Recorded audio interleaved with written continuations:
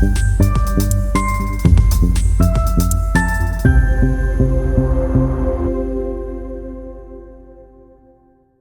everybody, and welcome to Unlisted. That is the name that we have come up for our podcast, where Dolores and I talk about what's going on locally.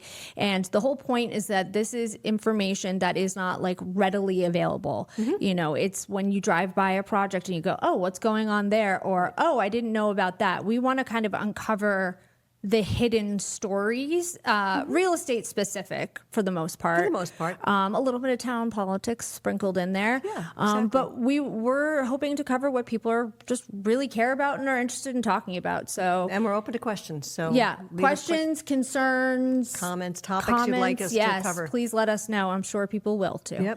Yep. So the first thing we're going to talk about is the Amesbury Tax Override. Ouch. So I don't know. I've just seen the signs everywhere. Say no to the tax override. And say yes. Save Amesbury. Yeah. They go in both directions. Yeah. So can you give me like a tax override for dummies digest situation? So Proposition 2.5. I'm not sure what year it was passed, but it was a long time ago. Mm-hmm. It really is to limit the amount that you can increase the budget over previous years and above how much it is related to the cost of living increases. Yeah. So it makes sense. We have Proposition 2.5. Well, unfortunately, that's a 2.5% increase. Right, in taxes is the cap, the most. Yeah.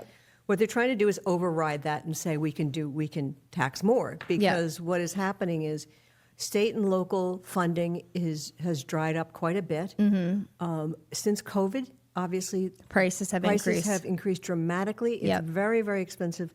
The new budget for Amesbury, and this is what I have heard, and you can yell at me if I'm wrong, but I think it's correct, is that we will lose a number of positions, 27 teaching positions, if we keep the current budget. And they're looking to increase it by $6 million, correct? I think that's the number. Yep. And 6 million, exactly. And, you know, a lot of people, it's a very hard question. It's always a hard question. I think Massachusetts is the #1 state in the union for education. So we have the best schools in the country. Yep. And I'm sure people want to keep it that way, but there are seniors who live in their homes that can't afford the tax increase. Right. So what does this look like logistically for people? Because we have an example here. Yeah. Okay, so average single-family home value around $626,000. This is a tax value, not market value. Yeah. Right, the assessment. Yeah, the assessment, $628,000. This is as an example. Your taxes would go up approximately $964 a year. It's still a lot of money. A year. So that is... It's approximately $80 a month. If you're on a fixed income, that's an issue. It's a big chunk of change.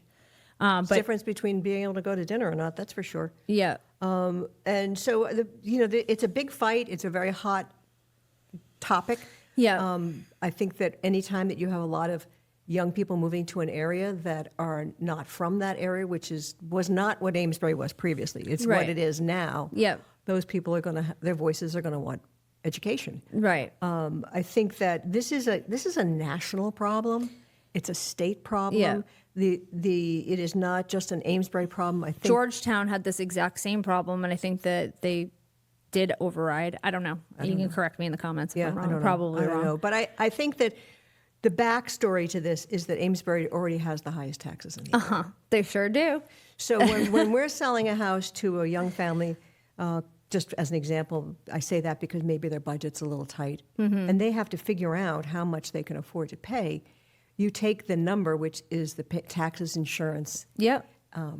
Principal, interest, taxes, insurance. Yeah. That is your payment. And the taxes, if they're higher, you can afford less principal. It's just in basic figures. You can afford less house if your taxes are really high. So when we were looking at houses, we had initially considered Amesbury. This is back in 2019. Yeah. And at the end of the day, the amount of house we could afford in Amesbury versus other towns made it not worth it to move to Amesbury, just because it that's what I mean. If you're up our on budget. That, we're on the line, so it might be a problem for some people. Yeah. But at the same time, like, we have to fund the schools.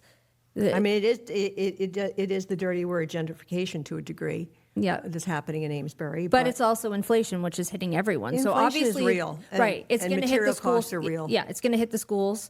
And also the teachers, if it's an issue of salary, they deserve an increase in salary because they're getting squeezed just like everyone else. Oh, yeah. They buy materials and bring them to school with them. And so I see both sides to this. When it first came out, I thought it didn't have a snowball's chance in hell of surviving. But I think that now it's got a pretty good chance of passing, and we will see. Yeah. We will see. It's definitely a controversial topic. So next we're going to talk about, so this is what we're calling the yes-no school. So if you don't know what the yes-no school is, this is at 92 Main Street in Salisbury. Yep. So if you are going to turn on Congress Street from over by the highway, over by 95, not from the middle of Amesbury. By Hodges too. Yes, over by Hodges too, and the gas station and the Burger King right after you get off the exit. There was a school there a long time ago, and the reason we call it the yes-no school is because there is a jungle gym out front still there in the shape of yes and no. So that's what, I don't know, do you have any idea what that school was called? I can't remember. John's from Salisbury. Do you remember what that school was called? I do not. It was like... So what's happening at the yes-no school? At the yes-no school. So it is owned by the town of Salisbury. Yep. It went out for an RFP and In 2016, correct? 2016. So an RFP is a request for a proposal. And it's kind of a funny thing that towns have to do it this way, but they have to put out a request for proposal to the public To get bids. to get bids for the property. Yeah. And that usually includes an RFP. They'll ask for conceptuals. They'll ask for who's on the team, Yeah. who's the plumber, the electrician, the general contractor, who's the architect, They want a general overview of what you're proposing and your what finances. Yeah. And can you afford to do it? So what happened? Why didn't they do anything after 2016? They just were like, no, whatever. I don't know if there wasn't any interest, but the RFP was, a lot of times these buildings, I think that there's two pieces to it. Yeah. A lot of these buildings are very odd, and they're not for the faint of heart. And the other piece is the whole RFP process is not very public, although it's supposed to be, Right. because they can't pay a realtor, so they can't pay someone to promote it. And Right. it's kind of like affordable housing units when they come on. Yeah. They don't have this. No. It's hard to find them. Yeah.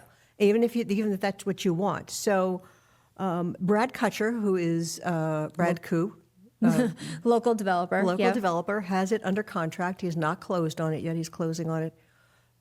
He said he'll have final plans in basically about 3 months. So the way the process goes is they pick the developer, and sometimes that developer is required to do site assessments, they do soil tests, Water runoff. all of that. Oh, so much to stuff. their own at Yes. their own expense. Yep. Prior to acquiring the property. Yes. It gives them the opportunity during their due diligence period to find out if there's anything horrible or anything that they need to go and renegotiate about. For instance, Yeah. if there's this hazardous waste on the property and the builder has to then remediate that, It's gonna cost them he's money. going to turn around and ask them to charge him less for the property. Right. So it isn't a done deal in terms of everything that what it's going to look like, but Right. it is a done deal as far as they've chosen the developer. And what he is planning on doing is 6 market rate and 2 affordable units on the site. So is it like a multifamily situation or is it going to be townhouses or I don't know singles? yet. He's not committed. He hasn't. It won't be singles. Okay. It won't be singles. It'll be condos. It's a small piece of land too, right? Yeah. It's not large. It's not massive. Yeah. But I think it's a great spot for that. Yep. It's commuter friendly, and the fact that he does affordables is always great. He's doing Yep. 2 out of 8, so that's a That's nice good chunk. proportion. Yeah. It's a good chunk. And I think he's a good builder to do it. Yeah. So we're excited about that one. Yeah. That was it was a public school, and it was also the Sparhawk Middle School for a little while. Was it really? They rented it. I used to drive my next door neighbor's son to there, AJ. Was this after the Boys and Girls Club that they were using in Salisbury? Yeah. So next, we need to talk about the Newburyport Mayoral race. Oh, yeah. So I am no longer registered in Newburyport. So I have not really been paying attention. So a little here and there because you can't escape it on Facebook. So why don't you give me... I'm going to try and do it without offending everybody or Okay. anybody. Yeah. So Sean Reardon is Sean Reardon is the current mayor. Yep. He's ending his first term as mayor. Yep. He has done, there have been a lot of great projects that have happened in Newburyport. Some might argue that a lot of those projects were started and funded under the previous administration, Which would have been Donna which would have Holiday. been Donna Holiday's administration. But he has done some great things, there's no question. I think that there has been a lot of tension in Yep. City Hall between the boards, the city council, Yep. the clerk's office, and the mayor's office. I think it's more of a management style that people Yep. are having an issue with. So there is Jim McCauley, who's a longtime city councilor, is Yep. running against him, and he's a very professional person who has a lot of background running large companies. I think he would make a great mayor. Just a matter of, do you think he makes a better mayor than Reardon? Okay, so my question is... Oh, you're going to get me in trouble, I can tell. No. The controversy that I have heard over this election is that Jim McCauley? has been a little bit, what's the right word?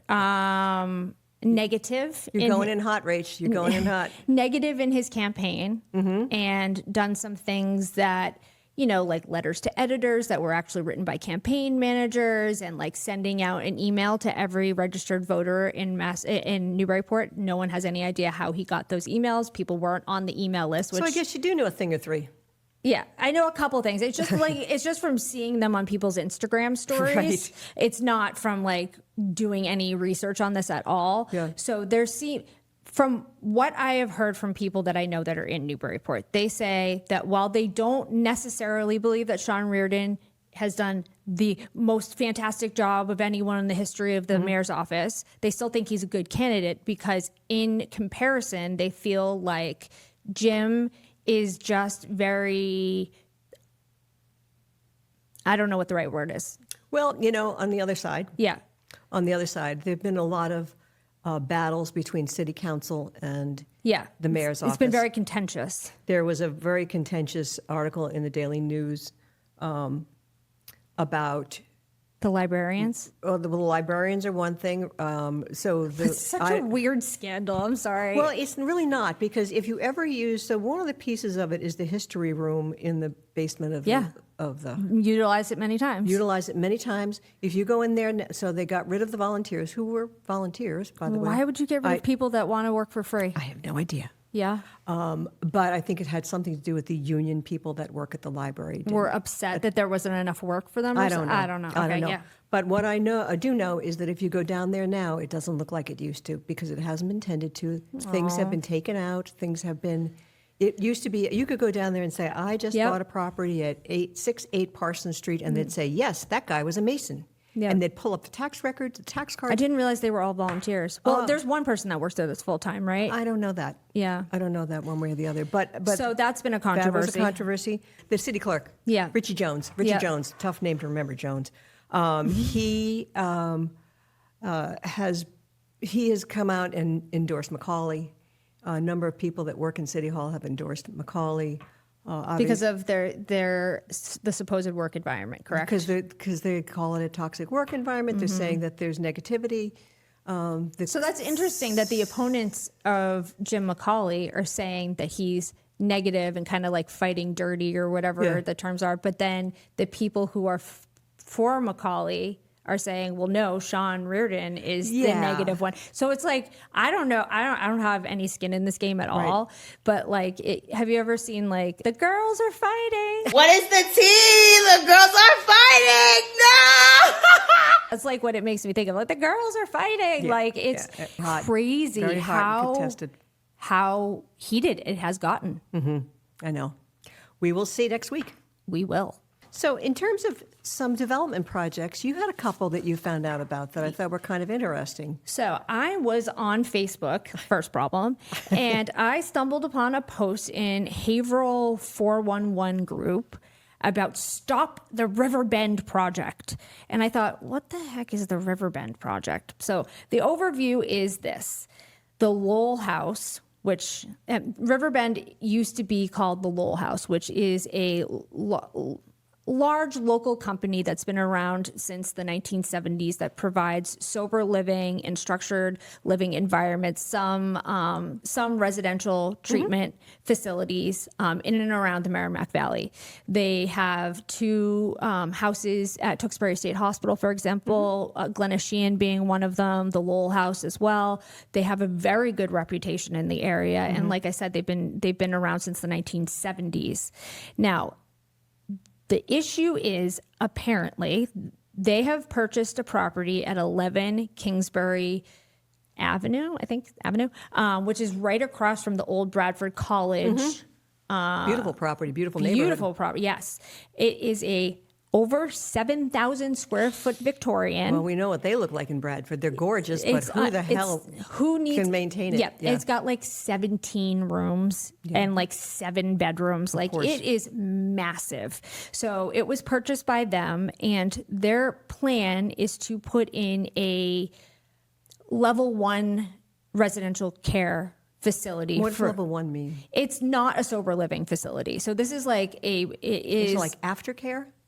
No, it's like a treatment center. Oh, okay. So it's people who are inpatient that aren't like leaving to go places. Are they sometimes stipulated by the court to be there? They could be, but I don't think that that's like one of the biggest in the model. No, but it's for people with co-occurring disorders. So people who have mental health illness and also substance use.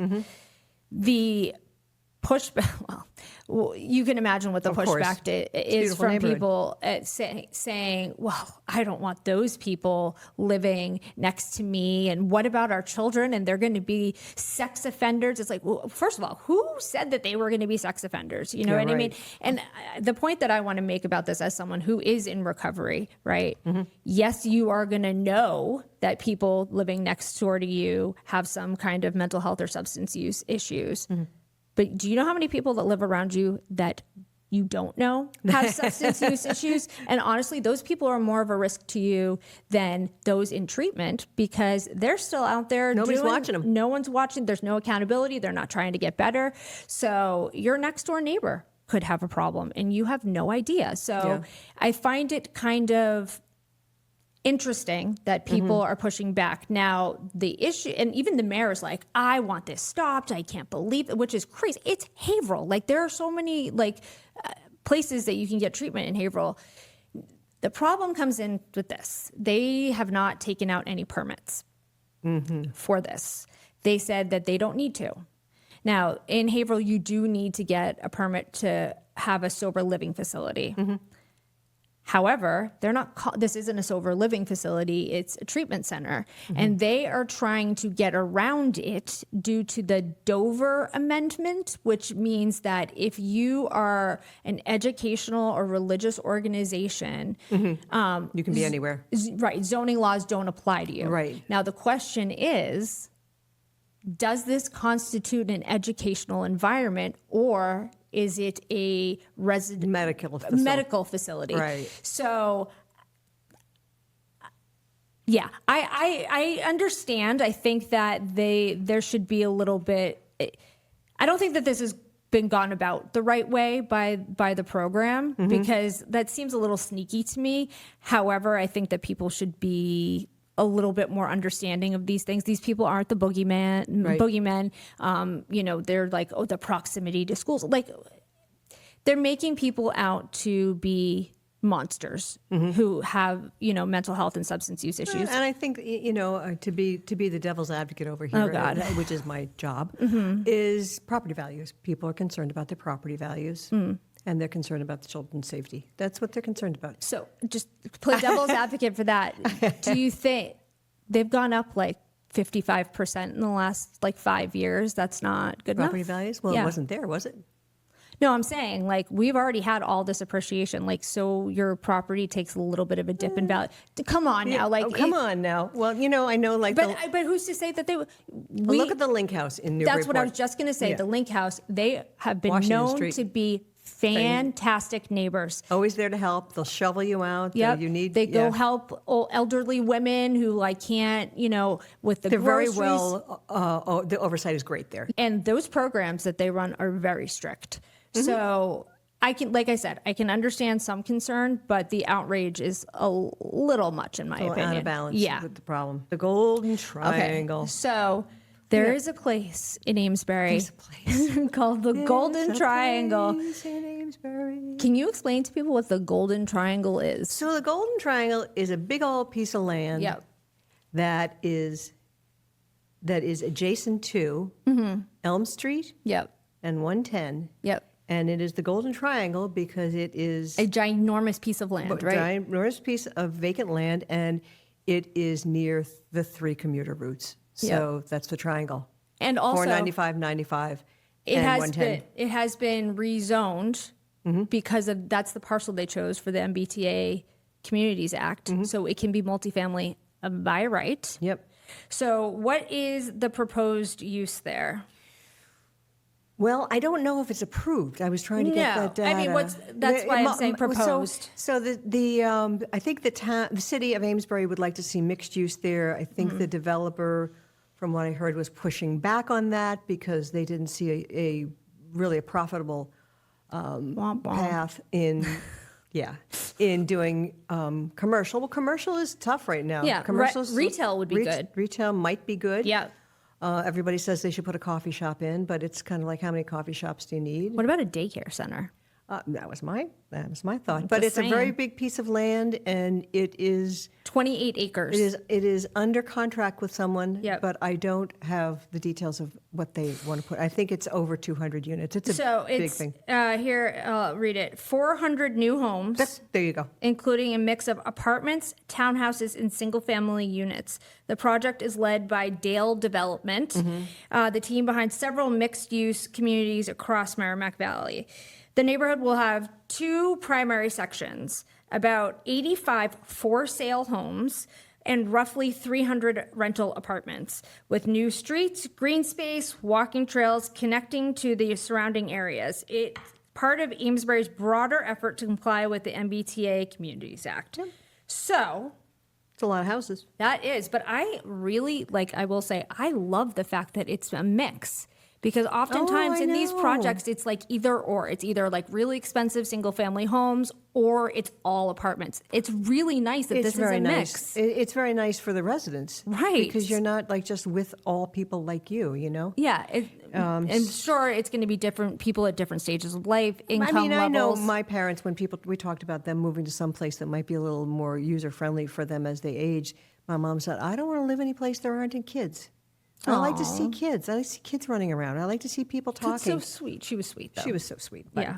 So that's kind of cool. We'll keep an eye on that one and update as we find out more. I'm really interested to see. And side note, our commercial property that we have for sale, Yes. it abuts it. So if anyone wants to buy that, please do. Elm Street. The old Sparhawk School. Yep. And we think that probably could be 14 units. You'd have to work with the city of Amesbury. But as we have talked about, they've been great. Yeah, they've been great. So deeds. What's a dirty deed? A dirty deed is a deed that has illegal language in it. Discriminatory language. Discriminatory language. So you want to talk about some examples of that? Ooh. Oh, God. There will be like deed restrictions in it. For example, like in the Levitt towns, the Levitt Long town. Island? That's one of them. There were many Levitt towns that were tract homes that were built for Post-World War II. Yep, for returning veterans, and a majority of them, if not all of them, had restrictions in them that forbade Yes. black citizens from purchasing the properties. And there's some of those in individual house deeds too. So Right. there's So we don't 600 in the state of Massachusetts. We do not have any Levitt town, I believe, in Massachusetts, but in Essex County alone, there are up to over 600. In Essex County alone. Essex County alone, there are 600 plus deeds with discriminatory language. So you could have something in your, kind of like an easement. Yeah. In your property that says, this property cannot convey to anyone who is Jewish. There are deeds that say that. So or has green hair like you. Yeah. But So- there are deeds that say that. So Yeah. the state has now come in and they're So Eileen Duff. We love her. Yes, she is the new registrar of deeds. I know. And she is working on cleaning these deeds and removing the discriminatory language, which is exciting because it's something that should have been done along the way. But I was shocked to hear that there were 600 plus deeds that still have this kind of language in it. Wow. But good for her for taking that She's project great. on. Well, she comes from the real estate world, so Yes. it's Well, kind of her, interesting. her wife is a real estate agent. And she was. Who, in fact, just won Massachusetts Realtor of the Year. There you go. She gives back. Jan gives back a lot. On to Ipswich. Mm-hmm. The controversy in Ipswich surrounds Essex Pasture, which is a 40B development that is proposed. It's right behind Gordon Florist. You know that hospital on the hill that's in between Route 1A and I think it's 133, where the road forks. Cable hospital, the old cable hospital. Yeah, and then you keep going, you get to Essex. Essex, yeah, I know exactly. So it's right at that fork. Yeah, and you know where that little farmers market thing that we Bruni used farm. to go to when I was little. There's acreage behind there, and it is proposed 214 unit development under 40B. Key points of the contention: abutters claim that they were excluded from final decisions, dispute whether the project qualifies as low or moderate income housing. That's not really a requirement under 40B. It is, you have to have a portion of them, but like that's the law. So I don't know why residents think that they have a say in that, but anyway, and whether the local zoning board of appeals process was followed correctly. Residents of Ipswich have been actively organizing against the large apartment/townhouse development proposed under the 40B statute, formerly the Bruni project on Essex Road. So it is the Bruni farm, basically. Yes, yeah. Oh, I want to go back and get my croissants. They were so good. Oh, I actually remember those. So it is a property that is going to be done by Avalon, which is a national. Oh, that's big. So that company. they did like the Hilltop. Yes, the Hilltop Steakhouse over and there. Somerville. Ava Somerville. Yep, they've done lots of projects. And actually, I looked it up. They're very well regarded by communities for the way that they go about things and do things. So it is going to be 5 buildings. Yeah. And there will be a lot of green space. So will they do retail like they do in most of theirs? No, Not in this one. No, not in this one. And then there will be a pool and Oh, nice. Amenities. Yeah, amenities. Now, things that people have said, I love this quote. One person went to the ZBA meeting and said, "You're destroying my town. You burn in hell." Well, that's an unbiased comment. So people are mad about potential for apartments. And you know what? It's interesting. Ipswich doesn't have a lot of apartments. No. They really don't. So this could be really good for them. Is this a lot of is this having to do with the transit? No, this is under 40B. Wow. So we'll see what happens. And if you're from Ipswich, love to hear your opinion on that. Yes. So as we approach most deadlines for the compliance with the MBTA Communities Act, I just heard we are at 97. We're at 97% compliance across all cities and towns that were asked to comply. Wenham is holding out. It's called 3A. So they're anti 3A and they are suing the state. Like Milton did. I think they're a part of a couple of towns that are doing this. Now, their biggest challenge to this is, and the other towns as well are saying, it's an unfunded mandate. And an unfunded mandate is when the state requires you to do something, but then does not give you the money to follow through with it. And so they're saying that because they weren't given any money to make these changes, then it's an unfunded mandate. They're not really big changes. They shouldn't cost a city or town much. It's literally changing the language of zoning. Right. That's it. So the claim... I got to make a comment, though. Yeah. Honestly, what happens when anything happens, any kind of development, what people are looking for is holes. They're looking for places they can drive a truck through and stop the development. 100%. It isn't necessarily that it's an important thing to them. It's just, this is a way I can stop. And the state Supreme Court has already ruled that it is not, in fact, an unfunded mandate, and that the law is upheld. But these towns are not giving up. And you know what the funniest part about this is?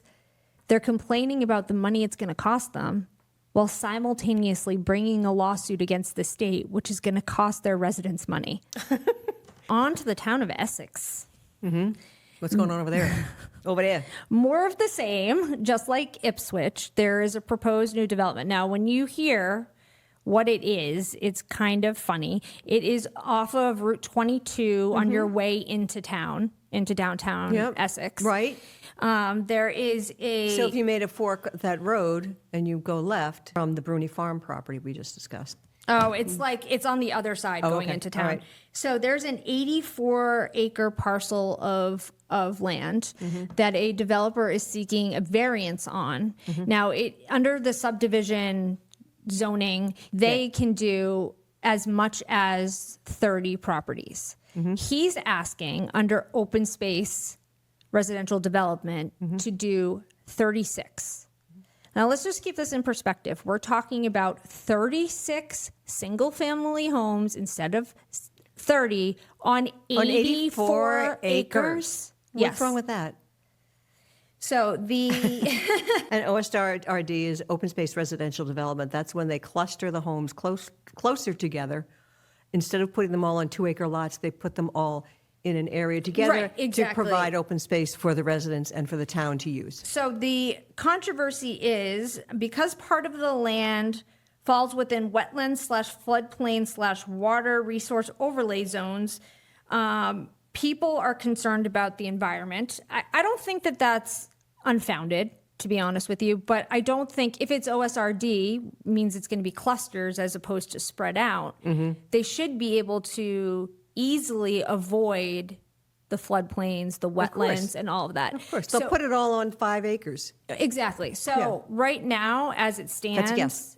Yeah. the town clerk certified that there was no outstanding appeals, meaning the special permit decision is in effect, and the applicant may move forward to the next phase, which is the definitive subdivision plan. Oh, so what's going to happen probably? Yeah, and people are just going to have to be mad about it, I guess. I don't know. 36 homes, that's kind of nice. Right, so Rachel, why don't you tell us about Shetland Park? What is Shetland Park? Where is it? What is it? What are we talking about here? Yeah, it's off of the Salem Harbor. It is an industrial park, essentially, that's right on the water in downtown Salem. So do you know where the Registry of Deeds was? Yeah. So it's right in the city. Yeah.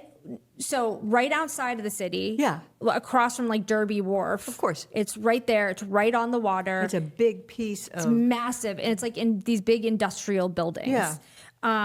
It would be, I believe, the largest redevelopment project in Salem history. 850 to 900 850 to units? 1,400 residential units, depending on design. The plan is to transform the site into mixed-use district, residential, commercial, office, retail, hospitality, and significant open space/waterfront access. 1 million square feet of office lab workspace. A million square feet. Yep. That's even bigger than the addition to the White House. Sorry. Public open space and waterfront access. The plan proposes more than 10 acres of publicly available green space and extensions of the Salem Harbor Walk. Now, I think that sounds great, but I will say, as much as I am a YIMBY, Yes, in my backyard. yes, in my backyard, It's kind of It's kind of dense down there already, isn't it? I have Is that me? I have some traffic concerns because Yeah, I will say, getting in and out of Salem as it is now, Especially this week. Yeah, especially today and tomorrow, is an absolute nightmare. So I think that, I don't know if there's any way to fix that, obviously, but that definitely needs to be taken into consideration when talking about it. What I think would be really interesting is right now, the shuttle, the ferry that takes you into Boston, the water shuttle is like across the harbor from where this proposed project is. It would be interesting if that maybe they moved the stop over there.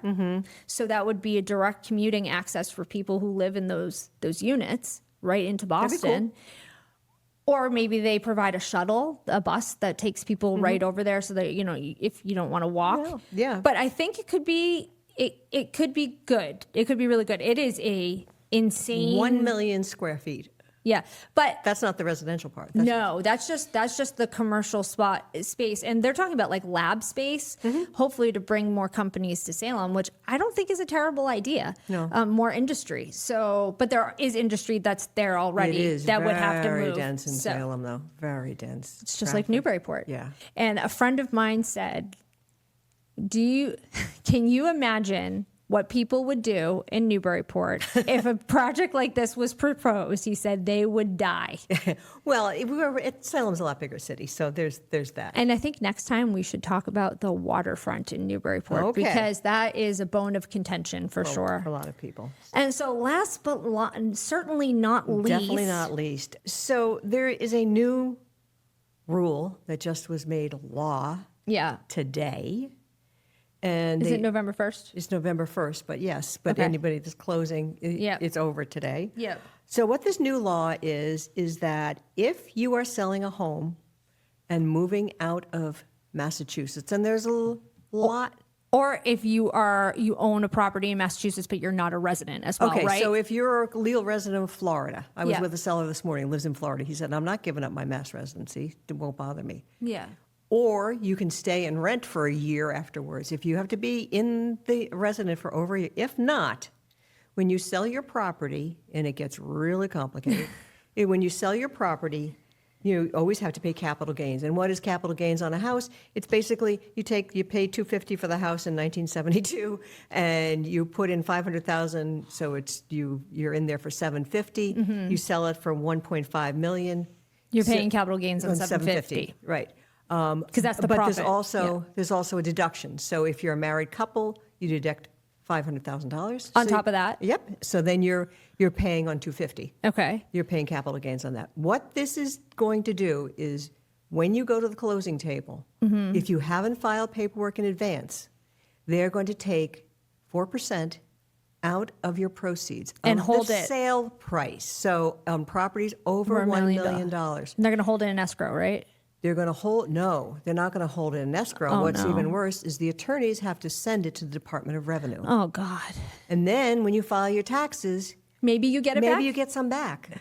But there are Wow. workarounds. So if you're going to be selling property and you either are moving out of state or you already live out of state, you need to get ahead of this because what you can do is provide a certificate. What's it called? There's a transfer certificate, but there is a certificate you can provide that basically tells what you have put into the house. Now, you have to have your act pretty together if you've been in a house a long time to accumulate that data. Right. But if you're given that information now, then you can accumulate it. Right. If you So knew ahead of time. If you knew ahead of time, then Yeah. they would just take out what you owe Right. Because you would have already calculated it. that you will have already calculated. But if not, they could take, if you sold a house, you could $1.2 million, they would take $60,000 out of your proceeds. Now, what if you don't have the $60,000? That we'll find out. The other tricky part to it is that the attorneys, they act as escrow agents. They hold the funds, they Yeah. dispense them or disperse them when we close. They are going to be responsible for taking that money and giving it to the Department of Revenue. And the Department of Revenue only wants it to be an ACH transfer. So attorneys' AOLTA accounts, which are their very protected escrow accounts that nobody can mess with, They don't do. they don't do ACH transfers. No. So now they have to take it out of their ACH and put it in a non-ACH. You mean a they non-AOLTA. Yeah. Non-AOLTA account, put it into a non-AOLTA account, which isn't as protected, and they're not happy about it. Right. So it's, Let's just say this. So then, yes. say a seller of ours owns a house for $1.2 million. They have already calculated with their loan officer that they are going to have, let's say, $500,000 in proceeds. And they are buying another property in North Carolina, for example. And they go to sell thinking, oh, I have $500,000 to put towards proceeds. my new property. You don't. You don't. You don't. Before they would let you pay it later when you filed your taxes. Right. But now they're saying, if you're leaving the state, you're paying us now. Wow. So that could mess up someone's loan. It could mess up a lot of things. But it is law. And the attorneys just got the final draft of the information today. Oh, that's fun. Yeah. So it's going to be interesting. I mean, I'd have no problem with it necessarily if they're, I don't know, gave us any notice at all, because there's a lot of people that are in the middle of transactions right now that this could royally mess things up. We had a transaction that closed last month at our office that was a seller that owed everybody in the world money. And when they got their proceeds, it was very small. Now, what would they have done If they were moving to and Florida? it was a $2 million house, and they were Florida residents. What would happen if it was would have walked closed away with this nothing. week? Yeah. If it closed this week, it would have been a different story. Now, if they had a smart attorney, and a smart realtor that told them in advance this is coming. But we only found out 2 days ago. Well, and this isn't like common knowledge or information. Like not a lot of people are talking about this, so it makes it even more. The only people talking about it is the attorneys, because they're the only ones that know. they're going to be affected too. Well, right. Yeah. So that's interesting. there. Okay. So, I think. So that was our episode of Unlisted. Thanks for joining us. And if you would like us to cover a specific topic or location and you're wondering what's going on there, let us know. So from tax overrides to mayoral elections and new projects happening in and around Essex County, thank you for joining us. Yeah. And we will see you on the next episode.